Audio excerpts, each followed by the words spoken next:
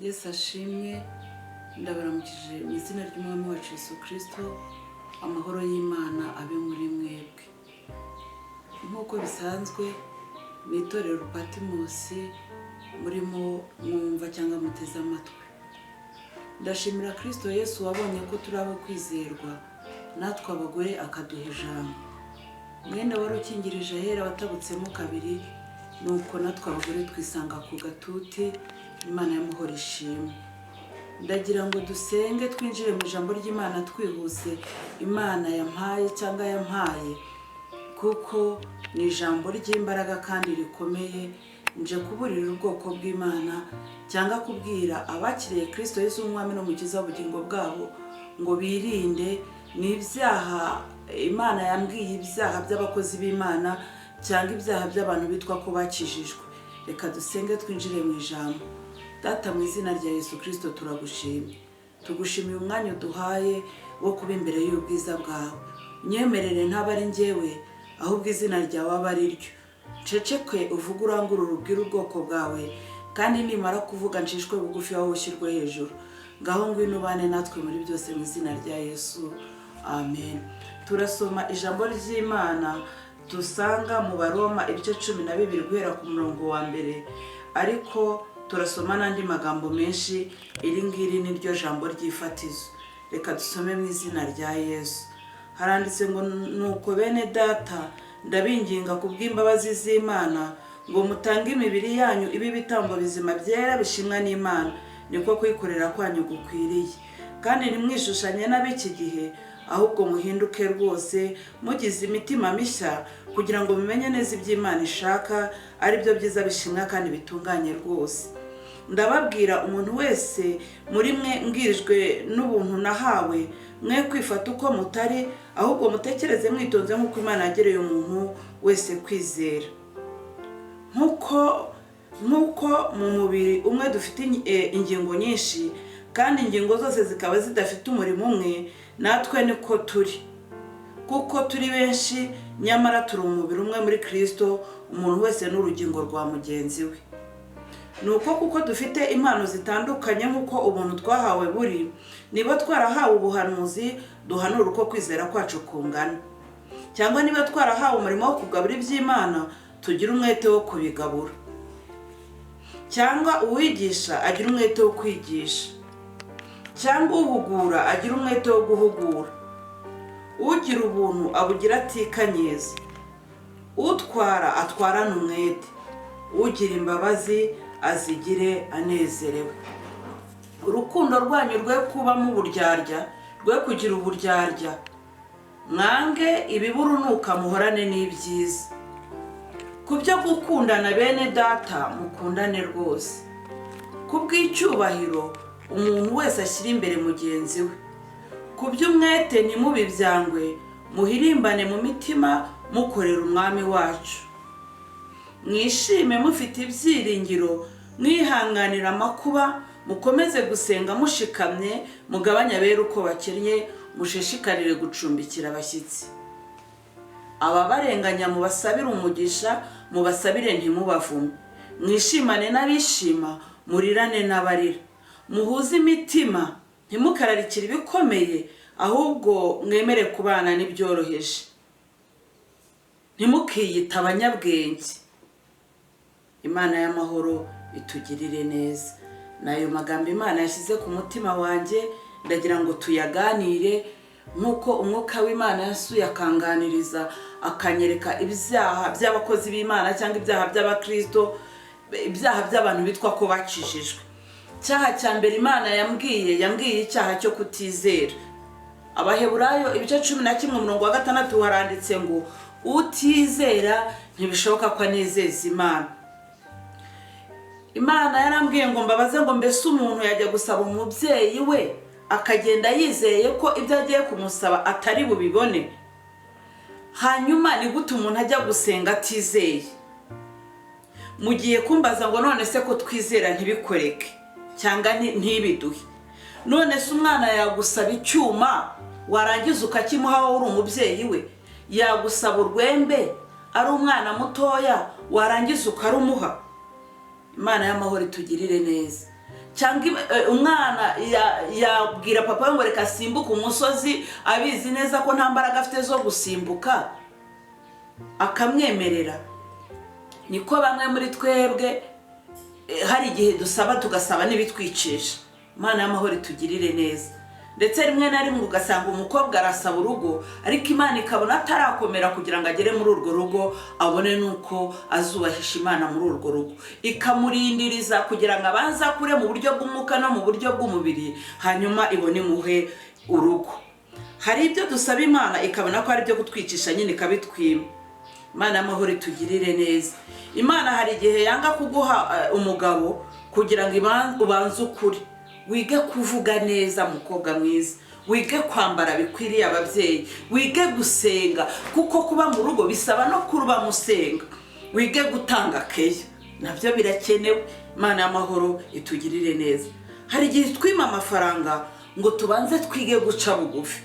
Umuntu umwe yaravuze ngo nushaka n'umukozi w'Imana, umwe yaravuze ngo nushaka kumenya umuntu, nimushaka kumenya umuntu mubana, ngo muzaterateranya amafaranga muyamuhe nibwo muzamumenya neza, kuko akenshi ubutunzi amafaranga atuma abantu tumenya abantu ari bo. Imana y'amahoro itugirire neza. Hari igihe rero Imana y'amahoro itugirire neza. Hari igihe abana bato bajya hanze, bakajya hanze bagerayo bagakora ibidakorwa, bakayigira ibigare bibi, bakadeprima, bakanywa ibiyobyabwenge. Imana wayisaba ko kujya hanze ikwihoreye ikabikwima kuko izi neza ko utarakura ngo ukomere. Imana y'amahoro itugirire neza. Icyaha cyo kutizera ni icyaha kibi. Icyaha cya kabiri ni icyaha cyo kwishyira hejuru. Iki cyaha gishoboye abakozi b'Imana.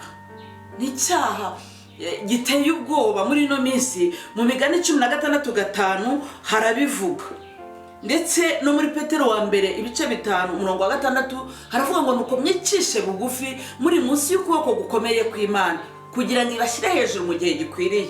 Imana y'amahoro itugirire neza. No mu Baroma twahasomye ibice 12:10 ngo nuko mwicishe bugufi buri muntu ashyire mugenzi w'imbere. Niko mu Baroma hatubwiye. Nta muntu wigira. Umushumba akenera intama nazo zigakenera umushumba. Imana y'amahoro idusure. Umucuruzi akenera abakiriya, n'abakiriya nabo bagakenera umucuruzi. Imana y'amahoro itugirire neza. Imana yarambwiye ngo twicishe bugufi aho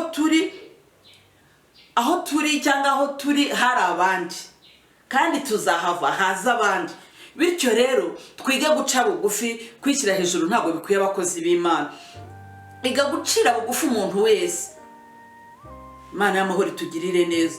Yesu yari umwami ariko yari akeneye abamufasha umurimo cyangwa abazawusigira.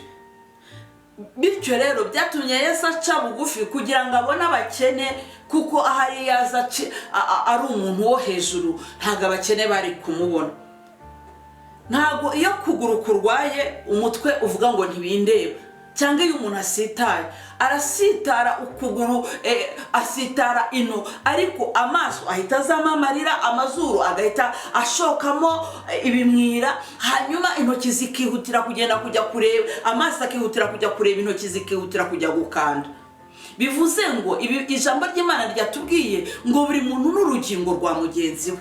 Bityo rero kuba uriho, kuba uri umuntu wo hejuru, uzakenera abo hasi kugira ngo bagufashe. Ntabwo uzigira, uzagirwa n'abandi. Imana y'amahoro idusure.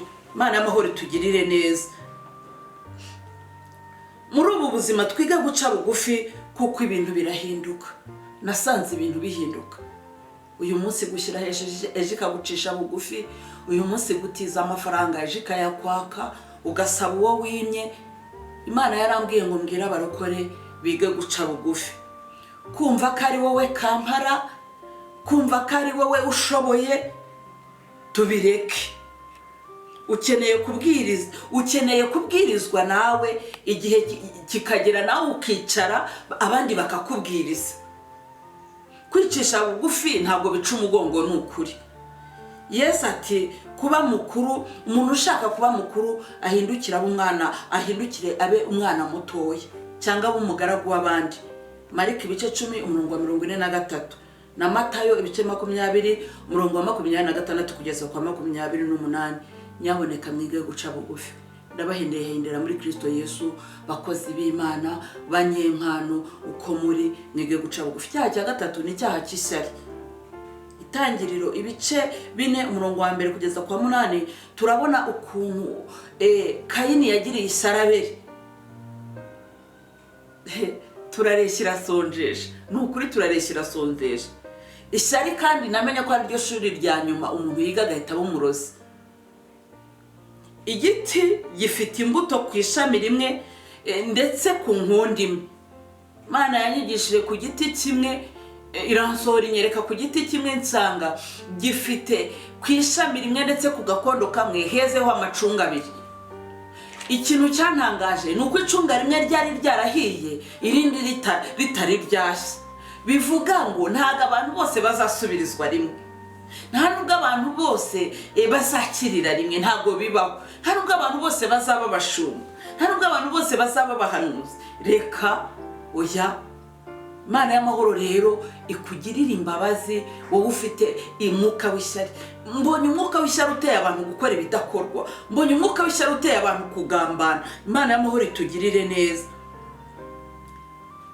Iha bamwe kuba abahanuzi, nuko ijambo ry'Imana ryatubwiye, abandi abavuga butumwa, abandi abashumba. Wigira ishyari ryihane n'ukuri.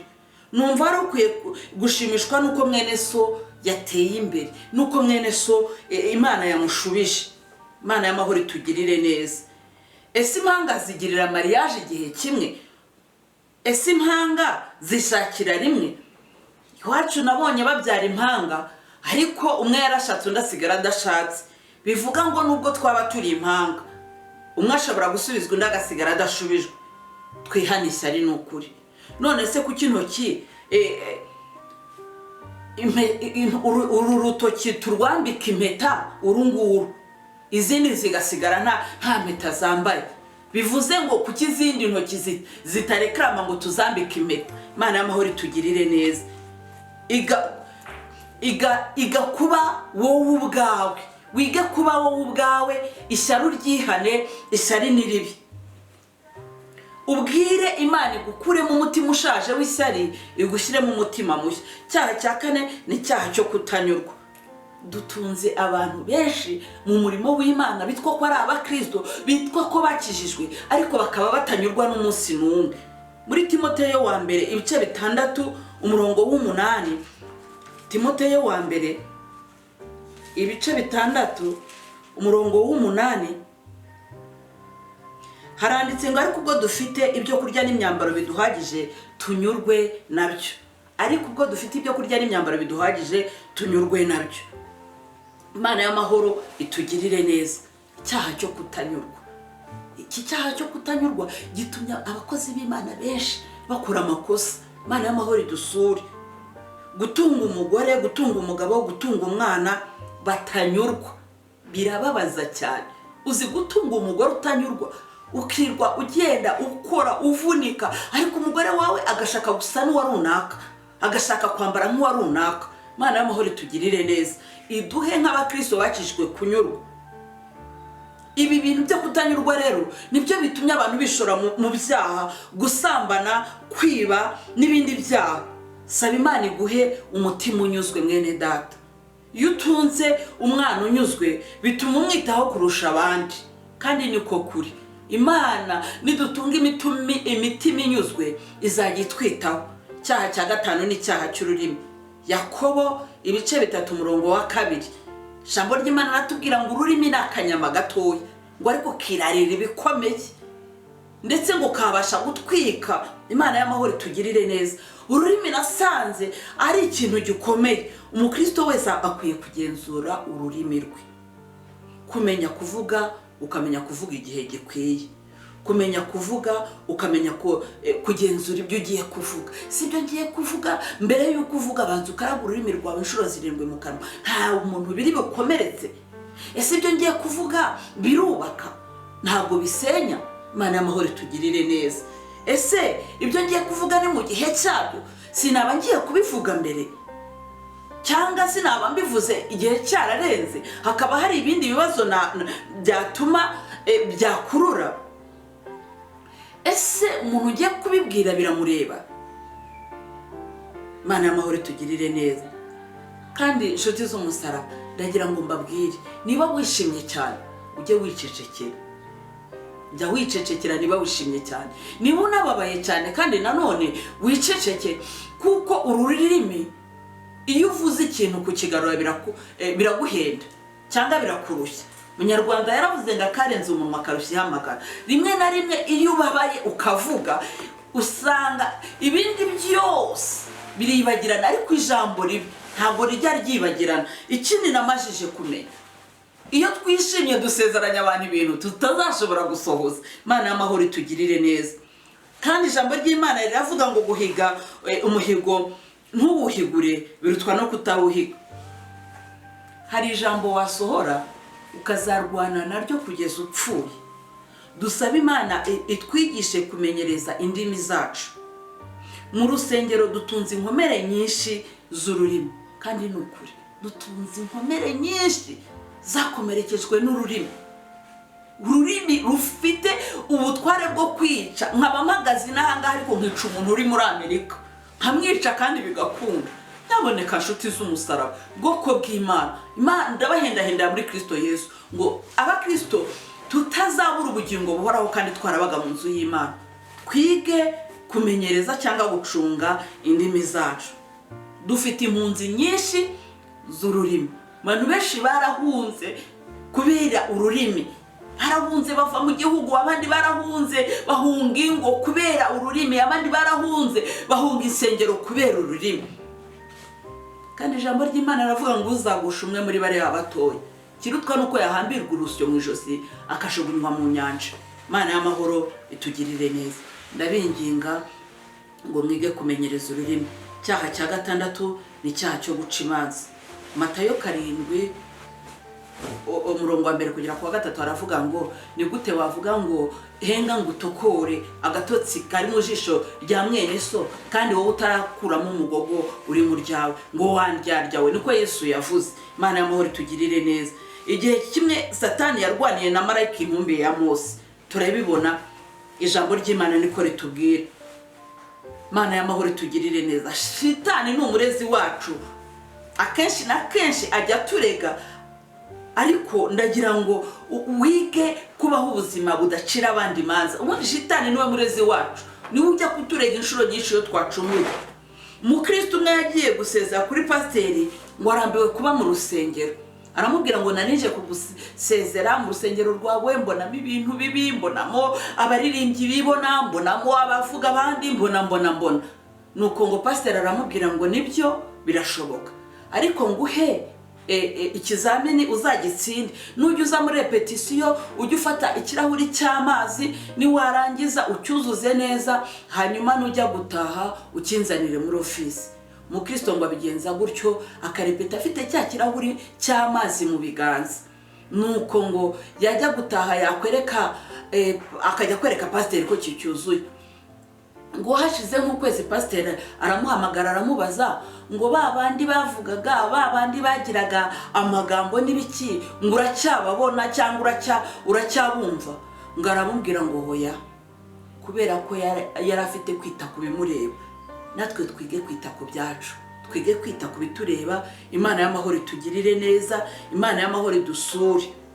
Iyo turebye iby'abandi, gutunganya ibyacu rimwe na rimwe bijya bitunanira. Nutinda ku by'abandi, ibyacu cyangwa ibyawe tuzakererwa gutunganya ibyacu. Satani uriya yamenya aho Mose yacumuriye nibyo, ariko ntabwo yamenya aho Mose yihaniye. Imana y'amahoro igusure mwene da. Guca imanza uyu murimo ntabwo ari uwacu. Umucamanza ni umwe kandi arakicaye ku ntebe y'imbabazi, ntarajya ku ntebe y'imanza. None ni gutucira mwene se urubanza. Yuda igice cya 1 umurongo wa 9 niho hatubwira. Twitwararika ibyacu, iby'abandi ntabwo tuzabyitaho. Imana y'amahoro iturinde gucira bene data imanza. Birashoboka ko yasambanye nibyo, warabimenye ko yabikoze, ariko se ajya kubyihana mwari muri kumwe. Birashoboka ko yakoze ibyaha nibyo, ariko se wowe uri imiseke igoroye rata, we nta byaha ugira. Imana y'amahoro idusure. Ikindi cyaha cya 7 ni cyaha cyo kutubaha. barokore bene data, bakristo bene data. Iki cyaha cyo kutubaha ni cyaha kizarimbuza abantu. Matayo ibice 20 katuhasome murongo wa 20 kugeza kwa 28 haranditse ngo maze nyina wa bene Zebedeyo azana n'abana be aho ari aramupfukamira ngo agire icyo amusaba. Nawe aramubaza ati urashaka iki? Aramusubiza ati tegeko ko abana banjye bombi bazicara mu bwami bwawe, umwe iburyo bwawe undi ibumoso. Yesu aramusubiza ati ntimuzi icyo musaba, mwabasha kunywera ku gikombe tuzanyweraho? Uyu mubyeyi yari ashishikajwe nuko abana be baba abayobozi cyangwa baba abantu bakomeye. Ijambo twasomye mu Baroma ibice 12 umurongo wa 10 twongere tuhasome kugira ngo tubashe kuwumva neza. Umurongo wa 10 haranditse ngo kubyo gukundana bene data mukundane rwose, kubw'icyubahiro umuntu wese ashyira imbere mugenzi we. Ngaho mbwira mwene data, kuki tutacyubaha? Mana y'amahoro idusure. Kuba umuntu aciye bugufi, kuba umushumba wawe waciye bugufi, kuba umubyeyi wawe waciye bugufi, kuba umuyobozi utuyobora mu buryo bw'umubiri, abayobozi bacu baciye bugufi, ntabwo biduha uburenganzira bwo kubasuzugura cyangwa kuburira cyangwa kubamenyera. Usibye n'agakiza, mu muco wacu tuzi ko umugore yubaha umugabo, umwana akubaha ababyeyi, akubaha abakuru, umuturage akubaha abamuyobora. None kubuhanura, kubusengera abantu bagakira indwara, byatuma wubahuka umuyobozi wawe, byatuma wubahuka umushumba wawe, byatuma wubahuka mama wawe. Mana y'amahoro tugirire neza. Nyamara ijambo ry'Imana riravuga ngo wubahe so na nyoko kugira ngo uramire mu gihugu iteka Imana yawe guha. Bityo rero kuba uri umukire ntabwo biguha uburenganzira bwo gusuzugura abakene, kandi ni ukuri. Kuba uri umukire mu rusengero ntabwo biguha uburenganzira bwo gusuzugura umushumba wawe. Mana y'amahoro idusure. Twige kubaha buri muntu yubahe mugenzi we. Kuba uri umuhanuzi uzi kurebamo ntabwo biguha uburenganzira bwo gusuzugura abantu bose ngo nukuri umuhanuzi. Kuba warize ntabwo biguha uburenganzira bwo gusuzugura abatarize. Kuba ukora ntabwo biguha uburenganzira bwo gusuzugura abashomeri. Kuba uri umuyobozi ntibiguha uburenganzira bwo gusuzugura abaturage. Mana y'amahoro tugirire neza. Kuba uri nyiri ibyondo cyangwa nyiri inzu ntabwo biguha uburenganzira bwo gusuzugura uwukodesha. Kuba uhanura nabivuze ntabwo biguha uburenganzira bwo gusuzugura abayobozi. Mana y'amahoro tugirire neza. Impano ufite abandi badafite yituma ugenda hejuru y'abandi. Umuntu uri mu mwuka amenya kubaha buri wese, uri mu mwuka wera w'Imana. Abana bitoze kubaha ababyeyi babo, buri muntu mu murimo we akore cyangwa yige kubaha. N'umukozi wawe utegetswe kumwubaha, umukozi wo mu rugo. Abakozi bitoze kubaha abasheguje. Abana buri wese yubahe se. Ijambo ry'Imana riravuga ngo ubahe so na nyoko kugira ngo uramire mu gihugu iteka Imana yawe guha. Imana y'amahoro tugirire neza. Namwe mwitonde mutazasendwa n'Imana. Cyangwa tubona Hagayi yarasuzuguye nyirabuja bituma asendwa. Namwe mwitonde Imana itazabasenda kandi mwitwa ko muri abakozi b'Imana. Imana y'amahoro tugirire neza. Cyaha cya 8 ni icyaha cyo gukunda iby'isi, gukunda ibiri mu isi, mwuka wo gukunda impishya. Bibiliya iratubwira ngo Abafilipi ibice 3 umurongo wa 18 kugeza ku wa 19 haravuga ngo Imana yabo ninde. Tugwije abantu benshi barimo gukora amakosa kubera gukunda impishya. Imana y'amahoro tugirire neza. Mwihembesha abantu bagenzi banyu, abakozi bagenzi banyu. Nimurindire Yesu naza azaduhemba. uyu mwuka wo gukunda impiya utumye abashumba bakora amakosa, utumye abahanuzi bakora amakosa, utumye abavugabutumwa bakora amakosa, utumye abahanzi bakora amakosa. Kandi nyaboneka ndabahendahendera muri Kristo Yesu ngo buri muntu yige abeho ubuzima bweshejwe, kuko Yesu aje guhemba no guhana. Icyaha cya 9 aricyo ndangirijeho ni icyaha cy'ubuyobe. Ntabwo inzozi zose, ntabwo ubuhanuzi bwose buva ku Mana. Umunsi umwe umukozi w'Imana umwe yaratubwirije, atubwiriza ku mpano z'Imana. Ntimugahatire abantu kumera nk'amwe, ahubwo mubabwirize umwuka wera w'Imana ubarimo, n'ibishorerwa n'umwuka wera w'Imana bazahinduka babe abantu bakijijwe. Icyaha cy'ubuyobe ni icyaha abantu benshi muri no menshi sibagwije. Witondera ibyo wumva, byo baguhanurira. Nawe ufite umwuka wera w'Imana. Ndabahendahenda muri Kristo Yesu ngo mwitoze gusenga no kubaha Imana. Nta kintu na kimwe ijambo ry'Imana ryaratubwiye muri Amose 3 umurongo waho wa 7 ngo nta kintu na kimwe Imana izakora itakimenyesheje abakozi bayo bayisenga ku manywa na nijoro. Musome ijambo ry'Imana rigwire muri mwebwe, nibwo abantu batazabayobya, nibwo abantu batazabajyana mu byo bishakiye, kuko icyaha cy'ubuyobe kiyobeje abantu benshi. Imana y'amahoro duhana umugisha, twirinde, turinde ubugingo bwacu, twisuzume, turebe ko ibi byaha bitagaragaye muri twebwe. Imana y'amahoro duhana umugisha, ni ibyaha 9 ndagira ngo wisuzume nanjye nisuzume, kuko iyo ngutungura urutoki izi ngizi zose zirahindukira zikambwira ngo nawe birakureba. Ndagije mbasabira umugisha w'Imana no kumva ijambo ry'Imana no kurishyira mu bikorwa. Reka dusenge. Data mu izina rya Yesu, sabiye ubwoko bwawe bwumvira ijambo, reka iri jambo risharwe n'umwuka wawe wera. Abantu bihane, bahindukire, bave mu byaha, bamenye kuje guhemba no guhana. Kandi ijambo ryawe rimbwira neza ko urubanza ruzabanziriza mu b'inzu y'Imana. Niba urubanza ruzabanziriza kuri twebwe, iherezo ry'abatumvira ubutumwa bwiza rizamera gute? Mana, shoboza abantu bawe gukiranuka, shoboza abantu bawe kugendera mu mategeko no mu mateka yawe, kandi natwe uduhe kwera imbuto zikwiriye abihane. Urakoze kuko uri Papa, utwarere icyubahiro upfukamirwa n'ibikugarukire, hereye none ukaziteka byose mu izina rya Yesu. Amen. Yesu abahe umugisha.